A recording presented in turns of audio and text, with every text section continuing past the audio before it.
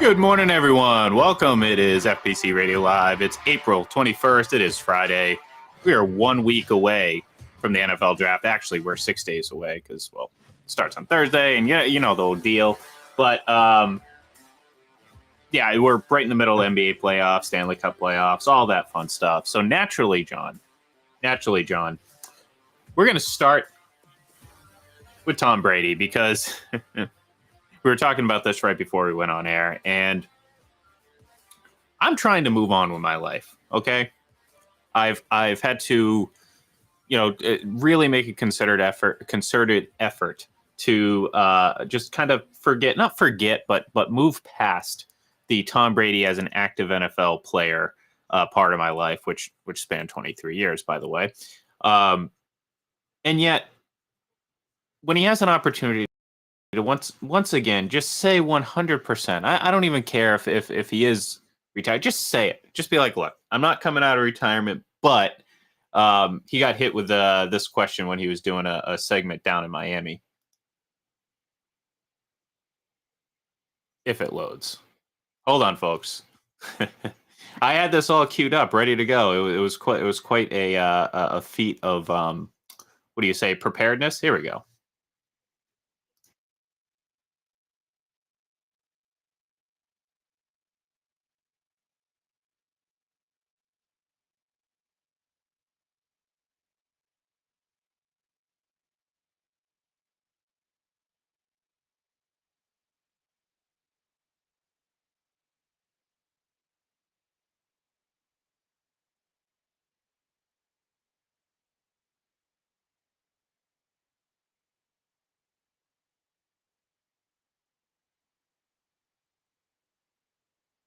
All right. Well, I don't know, folks, and I apologize if it didn't come across on our video feed because I'm not quite sure, John, if you heard that or not, but it did come through I on did. our. You did. Okay. All right. I Mm-hmm. wasn't sure there wasn't a sound bar going on my thing, so I wasn't quite sure if the folks out there actually heard it. But to sum it up for anyone who didn't or might have just tuned in just as we're fading it out, he basically gave a very non-committal answer. He was just like, well, I can say this now that I'm not retired or I'm not affiliated with any team. He was talking about having friends on the Dolphins, and he didn't say no. And you know what, John? For someone who is as fragile as I am right now when it comes to this, that's all I need to get sucked right back into this like pipe dream that maybe, just maybe, he's going to come out and play one more year. You're saying there's a chance? You're saying there's a chance? Yes. Well, again, it'd be complicated with Miami because they just went on the fifth year with Tua, and Tua played really well last year. And you're gonna all of a sudden sit Tua to bring in Tom Brady. The answer obviously would be yes, but again, where does that leave Tua in the future? How about the Jets? I mean, if they can't make this deal happen with Aaron Rodgers, we know how competitive Brady is. He's like, okay, Rodgers isn't going there. I'll go there and win the Super Bowl for the Jets, and all the while stick it maybe to Robert Kraft and Bill Belichick No. as well in the same division. But I mean, who knows with him, right? I mean, he can go wherever he wants, and anyone can sign him because there's no compensation involved. It's a lot easier than Rodgers going to the Jets. Yeah, but at the same time, I mean, it's the Jets. Like, I understand the Dolphins are also part of the AFC East, but it's different.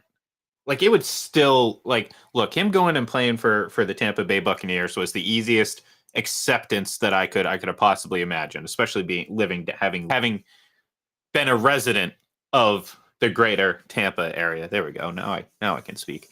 So that was fine. If he plays for the Dolphins, that's not going to be an easy pill to swallow. I think it would be complicated because I'll root for his personal success, but the failure of Miami. But I don't know. I can't look. I'm not even going to begin to wrap my head around that. I already have enough mental problems as it is. I don't need to go down that spiral, that rabbit hole right now and try to figure that out. But if he goes to the Jets, that's different. But again, if you're eager to see some incredible drama, then yes, I understand why that would be just a fascinating turn of events. Because again, we talked about Aaron Rodgers a little bit yesterday, and yeah, I mean, we're so confident that he's eventually going to be a New York Jet. but our confidence level is not as high as it was even a month ago, even a few weeks ago, really. We're going to really find out this week, I would imagine, where our confidence level should be. Because if this deal doesn't get done on or before the draft, I really wonder whether or not this is going to get done in the long run. But anyways, going back to Tom Brady, you brought up Tua, and it's interesting because, well, he was talking the other day, and he spoke about the possibility of retirement, or at least the conversation he had earlier in the offseason and during the season after he suffered a few concussions during the year. And I wonder if, I mean, look, if you're Miami, John, and this is the thing. This is why the presence of Tua doesn't necessarily factor for me. If you get a commitment from, if Tom Brady comes to you and says, "Hey, I want to come play with Tyreek Hill and Jalen Waddle and all these guys in Miami," guess what? You're going to really hear him out and very likely probably just go with him and deal with Tua later, because you're I mean, it's Tom Brady, John. Like, the guy can still play, especially if you put him on the field with those guys that I mentioned, and in the division that I think is, ripe for the picking. I don't think it's open for every team. I still need to see what the Patriots are going to end up doing. The Jets, again, a question mark whether or not Aaron Rodgers is going to be there. If he's going to be there, obviously, I think they're going to be a better team. But Buffalo isn't, and we've talked about this before. They're not this sure thing right now. So if Miami looks and says, "Well, hey, Tom Brady wants to play for us. You know what?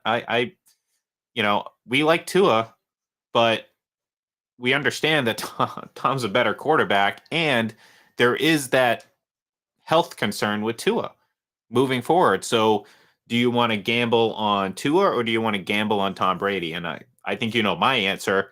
I would imagine the Dolphins would be in agreement. Yeah, I mean, the 46-year-old guy will be more durable than the 25-year-old guy, right? Because Brady is one of, I think, only 2 or 3 quarterbacks that started every single game the last 3 seasons, let alone throughout his career, where he's been so durable as a quarterback. The thing is that Dolphins already paid a first-round pick for tampering with Tom Brady, right?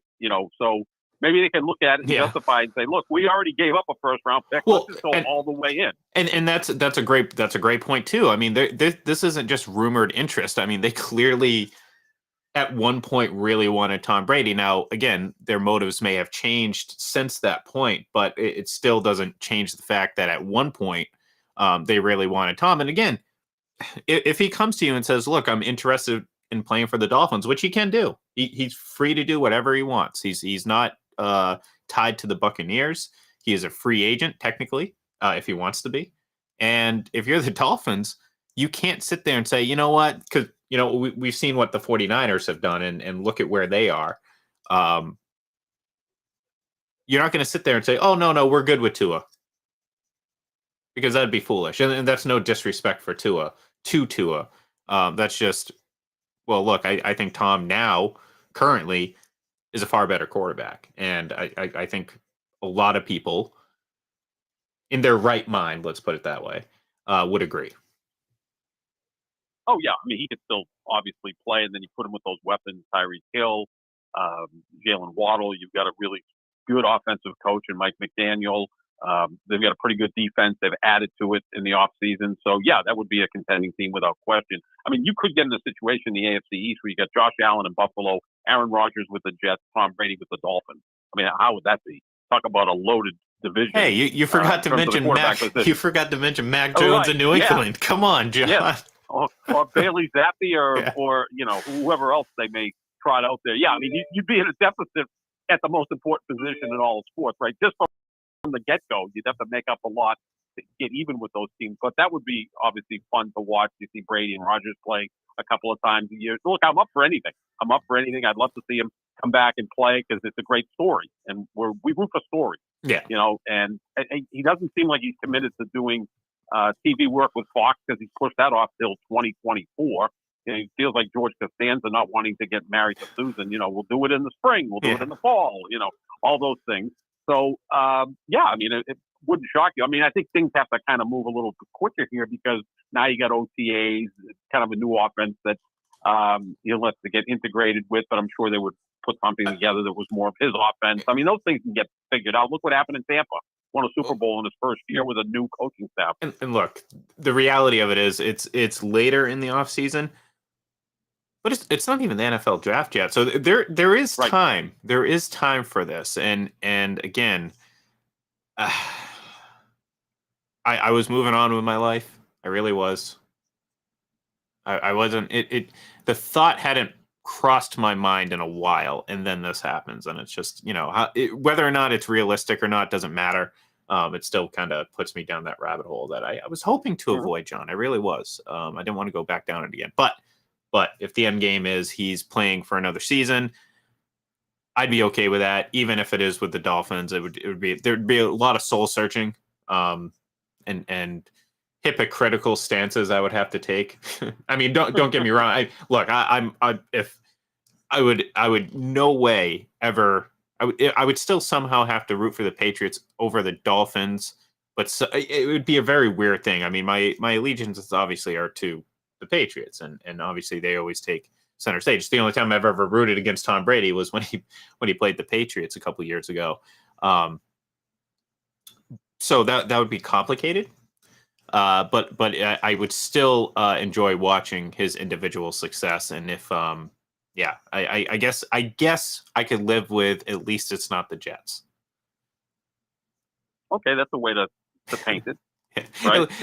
Look, like I said, I'll cross that bridge if we get there. Let's put it that way. That is not a I cannot get through my complicated web of thoughts in just one sitting when it comes to that. This would have to a couple weeks. Maybe I'd have to do the Aaron Rodgers blackout and just go off somewhere. But then again, John, that doesn't seem to have brought him any answers.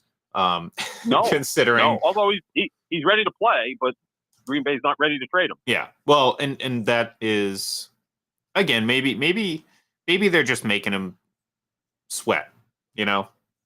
Make him sweat. I mean, I can see that. Look, Green Bay. I mentioned it yesterday. They're moved on already. It doesn't really matter where Aaron Rodgers is next year for them. I mean, yes, they want draft compensation. Yes, they want, just something for him. But if he's there, look, it's Jordan Love's job, and I don't think the Packers are going to sit here and be like, oh no, I mean, we have to hold on to Aaron Rodgers. We have to give him his job back.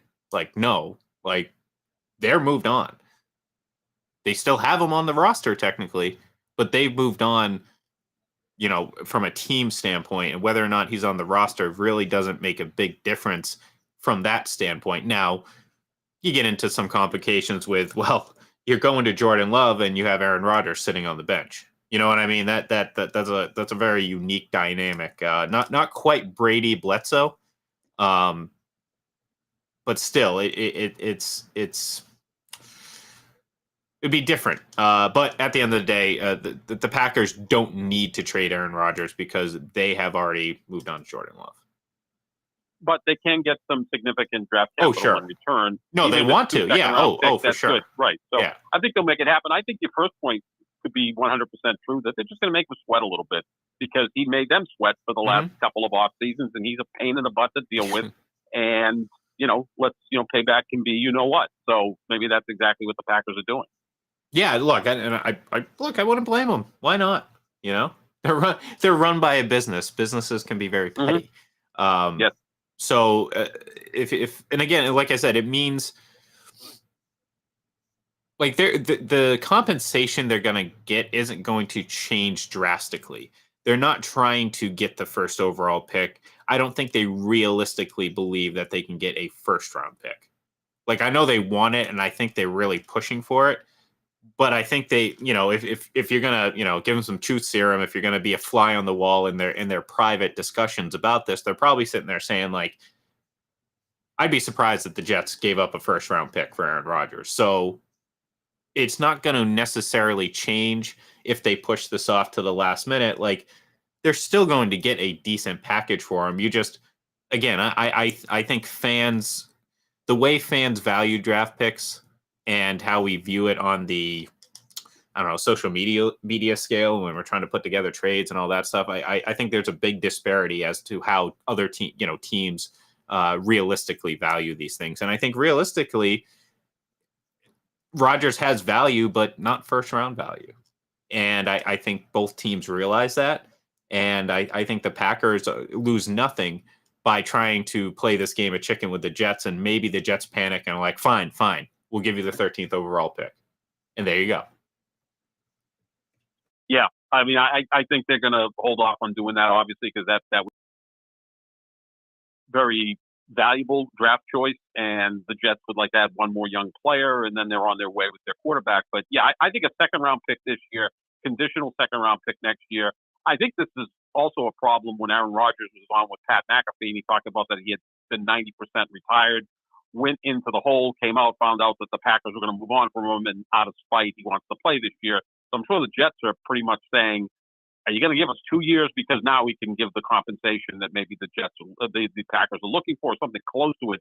I mean, are you going to give a first-round pick for 1 year of Aaron Rodgers? I mean, that's difficult. I mean, when we talk about the Deshaun Watson trade last offseason, the Russell Wilson trade last offseason, at least you knew you had quarterbacks that were going to be playing 5, 6, 7 years going forward. Now, neither one played all that well last year, but maybe they'll bounce back this year. But there was never a question those guys are going to retire after 1 year. There's a question if Aaron Rodgers retires after 1 year in New York, and that makes them a little skittish. As it should. I mean, the question is, do you look? I happen to think that perhaps maybe 1 year might be worth it for the Jets. I mean, we're talking about a franchise that hasn't been relevant. I mean, they went to back-to-back AFC championship games, and that's about it in the last, like I said before, since before we stepped on the moon. So, it might be worth it for them to give up that first round pick, because the reality of it is there really, I mean, it's not that they're giving up. I mean, we don't know. Again, we can go down the line of all these quarterbacks that were drafted not first overall, but there doesn't seem to be a quarterback within their reach that can drastically change their franchise. So, can you draft on the offensive line? Sure. Can you do this? Can you do that? You're going to have a better chance of filling those holes in free agency than you are filling a quarterback hole in free agency. And right now the Jets have a massive hole at quarterback because, we were talking about how, the Packers aren't going to go back to Aaron Rodgers, and that's because they already have a quarterback and they've already committed to him. The Jets can't go back to Zach Wilson, and that's not because they have they don't have another option, and their other options will consist of the veteran free agent mill, which is made up of subpar to mediocre quarterbacks, which again has been the Jets' MO for decades. So to them, yeah, absolutely. 1 season, first round pick, that might actually be worth it to them if they become desperate enough. And I think, John, they might be getting close to that. And that would be obviously what the Packers have wanted. Well, you're also talking about a general manager and a head coach whose job is maybe on the line, Joe Douglas and Robert Saleh, right? So go ahead and make it. The draft capital is nice to have, but getting that quarterback in that can make you relevant, make you a contender, saves your job. And then maybe you re-up your own contract and you're on your way to having maybe a 4 or 5 year run because you built a really good roster, and then you address the quarterback situation going forward. Yeah, I mean, they just haven't been relevant. They right now have the longest drought of any professional sports team in terms of making the playoffs. Now that the Sacramento Kings qualified for the NBA playoffs. So, it's been well over a decade that the Jets have been really bad. Like, they haven't even contended for a playoff spot. They did a little bit last year, but by midseason, they started to fall apart. But yeah, they've got to make this move as much as Green Bay at some point has to move on from Aaron Rodgers, because you don't want the spectacle of him showing up to training camp, being the backup, and oh, by the way, that salary, is going to have to get paid in early September. So I think both teams would be beneficial for both teams if they get this thing done sooner rather than later. Yeah, don't get me wrong. The Packers do want to get this done, but if they're sitting there saying, is it worth risking a little bit of a complication down the road to make them sweat, the Jets, Aaron Rodgers, and all the parties involved, then yeah, sure. I think they're more than willing to kind of take that little bit of a hit and take that little bit of a risk. But yeah, no, I would have the same concerns if he is physically on the roster next season. Whether or not it's going to be a distraction. I think it would, because look, I don't think Aaron Rodgers is a guy to,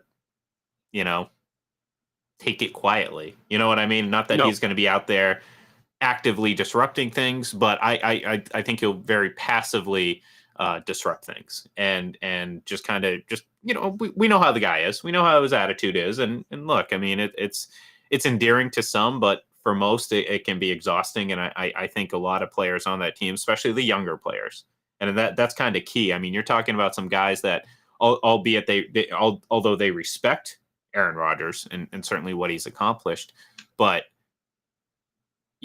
Romeo Dobbs, I mean, he hasn't played with him forever. Maybe he has a better rapport with Jordan Love, and that wouldn't be surprising. So, I mean, there's, I don't think this is a Aaron Rodgers against, and everyone against the world. No, I think it's, if you're going to pull the locker room, yeah, I think it's fairly split. And obviously, I think management wants to move on and kind of just go to the next era of Packers football. So, we'll see what happens. We'll see what happens. Maybe he goes back to Green Bay, goes into the parking lot, and puts together the 13 championships on the back of his car and drags them through the parking lot a la Costanza, right? Just, tries to attention, get Joe. Joe, I almost said Joe Douglas. I can never say Gutekunst. Brian Gutekunst. Attention, Brian Gutekunst, and all you front office morons. Your titles mean nothing. Right. Exactly. And yeah, I'm looking at just a bank of Seinfeld sound bites, and I wish I had that one. I really do. Yeah, but yeah, I like that idea. I think he would very well do that. That seems like right on par with what Aaron Rodgers could do potentially in a situation like that. So, absolutely. But what also happens if Jordan Love's he's the starter, and this isn't going to happen, but this is quite a story. But let's say he's just kind of hanging around there, and Jordan Love's really bad in the first 2 weeks. Wow. And the Packers are like, okay, we still got a pretty good roster here. The NFC could be wide open. Like, okay, Aaron, can you come play for us? And he's so spiteful, he'll go out there and play well till the NFC Championship game, of course. Yeah, of course. Well, again, and this is a concern that look, I don't think it's a huge concern if you're the Jets, certainly. But again, this is a guy who's going to be 40 years old, and there's no guarantee that he's going to play at that absolute elite level, regardless of who's around him. Now, I'm not sitting here saying he's going to fall off, but we saw a little dip in his play last year and some limitations, and that's not something that you want when you're investing. That's something I'd be more concerned with rather than just playing 1 year and giving up a first round draft pick. So that's where I personally stand. If I'm the Jets, like I said, you want to make this move because, quite frankly, you really just don't have another choice. I mean, you don't even have a mediocre option. Right. You don't. You don't. And unless somehow you get Lamar Jackson, and again, that's looking like near impossible. Even before it looked like he's going to go back with OBJ and everything like that. So I don't know, John. I don't know. So last night, 76ers, they're up 3-0. Kind of expected, right? Yeah, we talked about it yesterday. Celtics, 76ers, kind of on a collision course right now to meet in the next round. Yeah, I mean, we've been talking about this for the last month, really, once it was apparent Milwaukee was going to be the 1 seed and the Celtics and Philly would be the 2nd and 3rd seeds, respectively. So the Celtics have pretty much owned Philadelphia the last 5 or 6 years. They match up okay with Joel Embiid. I mean, he's going to go out and get his 30 points, 35. I mean, he had 52 against the Celtics about a month ago, and the Sixers barely won that game, and the Celtics were practicing load management that game. So the Celtics would be, I would say, a prohibitive favorite over Philadelphia in that series. But yeah, I mean, Philadelphia is 1 game away from sweeping Brooklyn. The Celtics, if I think they concentrate for the next 2 games, will sweep Atlanta, and you'll start that second round series next week. And, meanwhile, other series could go 6, 7 games, and, they'll be a little bit ahead of everyone else. But that's what it looks like. And you just want to see the Celtics take care of business, give them a chance to get Rob Williams some rest, Al Horford some rest, and get that finger healed that Jaylen Brown's dealing with the cut between two of his fingers. So that would be a good thing to just get out of Atlanta with 2 wins and move on. Yeah, and look, I mean, the way they've been playing, it seems very likely that that's probably going to happen.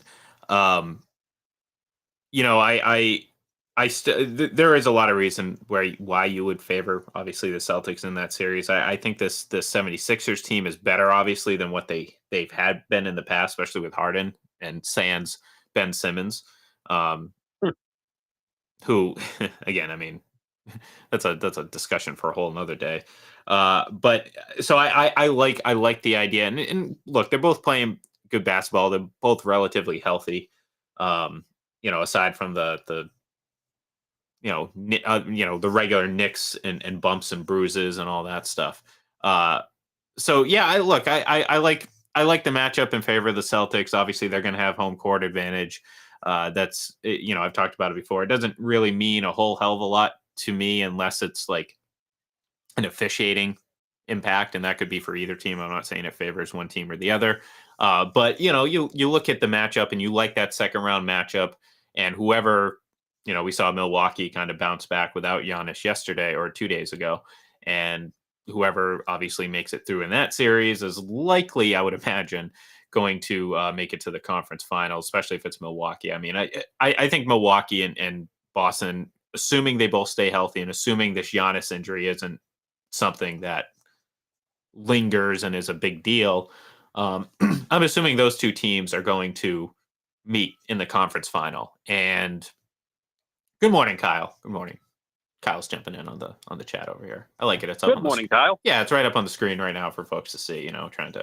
Trying to incorporate that a little bit more, and I appreciate it too, because for a while, it was just saying no comments or messages. It was actually very depressing, very lonely up there on the comment board. So fill it up, Joel. If you're listening, chime in. I'd love to hear what you have to say. But I think a Celtics 76ers matchup would be a very entertaining second round matchup, and one that I'm not going to say greatly favors the Celtics, but I think the Celtics would,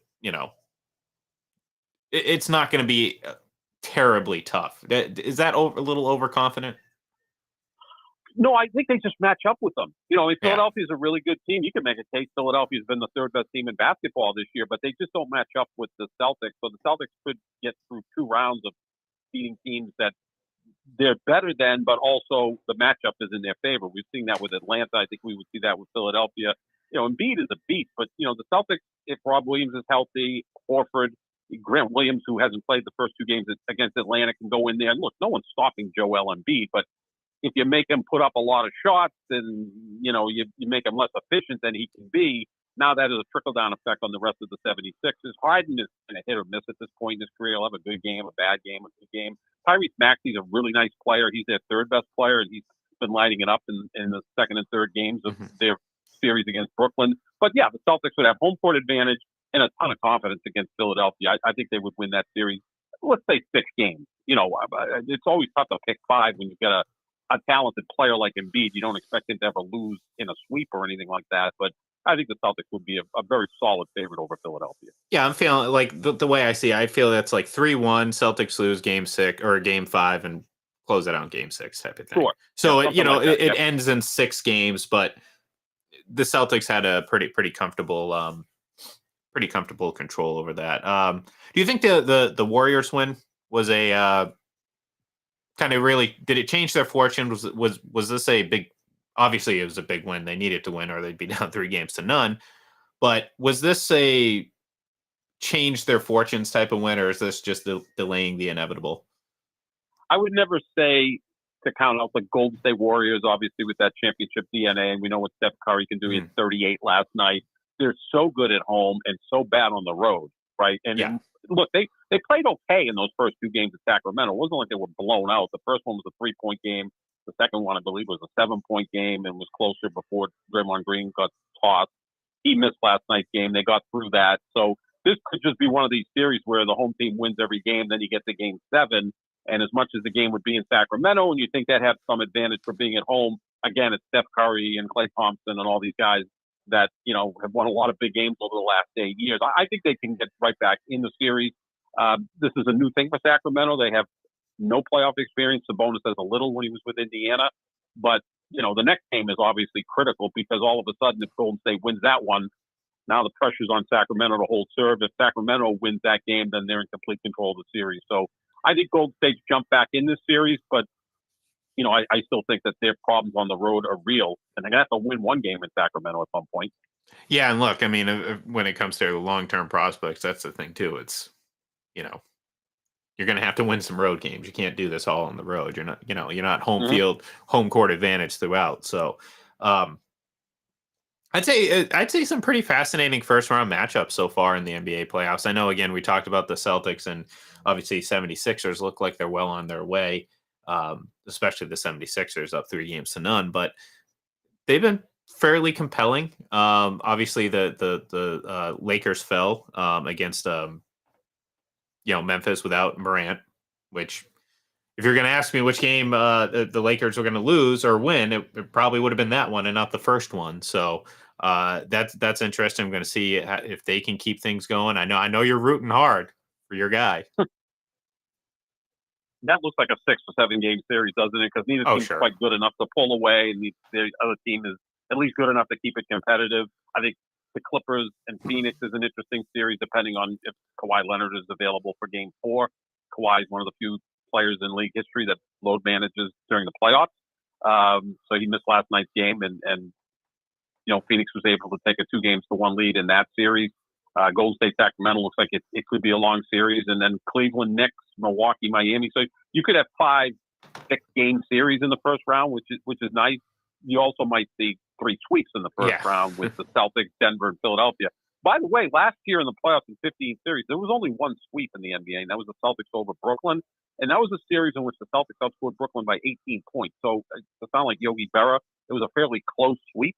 Yeah. But, you may see 3 of them in the first round this year because Atlanta, Brooklyn, and Minnesota just don't have it. Minnesota has the talent, but they just can't seem to get out of their own way. Yeah, and look, I was going to keep on for a minute. I want to keep on the Lakers in just a second, but yeah, I mean that's something that's having only the one sweep. That's something, I don't know. Maybe I'm misremembering it, but I especially early 2000s basketball, a lot of early round sweeps and a lot of 5-game series. Something very just if it was a 1 versus 8, you just kind of knew. There's no drama in it. It was just like, okay, let's just get through this and get to the second or third round. So, but I was going to ask you, I'm assuming, John, you're not a big fan of Dylan Brooks's antics, are you? Well, no, I think it's great. It's a great story, right? Here's a player who's a good player, good defensive player, gives you 15 points a game. That's kind of their MO, Memphis. Yeah. They're the one team in the league that doesn't seem to be friendly with the rest of the teams. There's this brotherhood in the NBA, the AAU mentality. Well, Memphis is a little bit different. They want to fight everybody. They want to fight the fans, the media, whatever. So, yeah, I mean, if it's going to sweep LeBron, probably not a bright idea. But LeBron's always kind of been self-contained in that sense. Like, he's being challenged to go out and score 40 points tonight. Yeah. But he's such a smart player that he doesn't normally take the bait. He's going to do what he does. He's going to try to set up Anthony Davis to have a big game and Austin Reeves and Hachimura. I mean, if he did this to Jordan or Kobe, those guys would just say, clear out. I'm going to go get 50 tonight against this clown. Well, LeBron does it a little bit differently. So, if he goes out and scores 40 and they lose, then maybe Dylan Brooks did a good job of goading the GOAT into, losing focus on what was the task at hand. So, yeah. But look, Memphis does this, and I'm sure LeBron's looking at him like, who are you? And what did you just say to me? He's 11 years older. I mean, I think when LeBron broke into the league, Dylan Brooks was 7. So, it'd almost be like some defensive player going after Tom Brady. And we've seen how that works out for the defensive player. Right? Brady sure. Them up and it's over with. I think I don't have a problem with like the bravado and the confidence. Mm-hmm. I do think it crosses the line a little bit to being, and look, me, I'm not a card carrying member of the LeBron James fan club like you are. I'm indifferent about the guy, but I'm going to kind of sit there and say like, yeah, I think there's a line to cross from competitive trash talking and bravado to just being straight up disrespectful. And I think that's kind of the line. And look, I mean, Memphis has kind of got to find it. They got to do what they got to do to get the attention that they need and the praise that they need. And look, I don't blame them for it. I'm saying this isn't, a team that has a rich history. This isn't a team that's won a championship recently. So they got to be the team that makes headlines, not only winning basketball games, but also through different, so these names and who these players are. And so to that point, I'm like, well, if it gets in LeBron's head, mission accomplished, because then it impacts his play. I just personally think that it kind of cried because, like, you've had, people talk trash to Tom Brady, but it feels a little different in that sense. And it looks like actually I just lost John, so hopefully we'll get him back just for the last couple minutes. But anyways, we appreciate, and I'm with you, John. I appreciate the trash talking, because I do want to see more of that. I do want to see less of the everyone's a friend, everyone's so friendly after a game regardless of the outcome. But like I said, I do think it's a little disrespectful. It's crossed that line that I guess I can't really define necessarily, but I wonder if you agree with me or not. Yeah, I mean, I would think there are probably certain guys in the league that you don't want to go there with, and not just because of what the retribution might be, but just out of the respect you have for the guy. And look, I'm not suggesting you sit there and kiss the guy's boots. That's the last thing. Trust me, I am the last person to sit there and say, oh no, you need to cater to him. I'm just saying that you can go about it a little bit different than the way he has, is my opinion. Right. Yeah, by saying he's old. I only talk about guys that get 40 on me, which he's obviously quite capable of doing. So, and real quick, when you look at the numbers too, LeBron had a lot of success against him. It wasn't like he was shutting him down. It was, I mean? Like Bill and Brooks, you're talking trash based on, well, the entire team's impact on the Lakers, not just yours. This isn't Marcus Smart or someone else that, can at times are capable of holding really good players to low production rates. That's just not what's happening here. So that's the other issue I have. It's like, dude, come on, man. You're being a little overconfident. Yeah, exactly. Yeah, I mean, we saw Pat Beverly last year do it. We saw him do it this year. Yeah. Guys that really are writing checks they can't cash. Or like in Draymond Green's case, he writes checks that Steph Curry cashes for him, and that's why he's confident. And that's what you normally need. Yeah, you do normally need that. It's good to have all that bravado when you have great players taking care of business. No doubt. So, real quick, hopefully the great players on the Bruins. Obviously, I'm not sure if there's been an update on Patrice Bergeron, but hopefully the great players on the Bruins respond tonight and take care of business in Game 3. So, with that said, we're going to say goodbye for the day and for the week. We will be back on Monday to break down whatever happened over the weekend in both the NBA and Stanley Cup playoffs. And of course, if there is news on Aaron Rodgers, we will be here to talk about it. So thank you everyone for tuning in, and we will talk to you on Monday.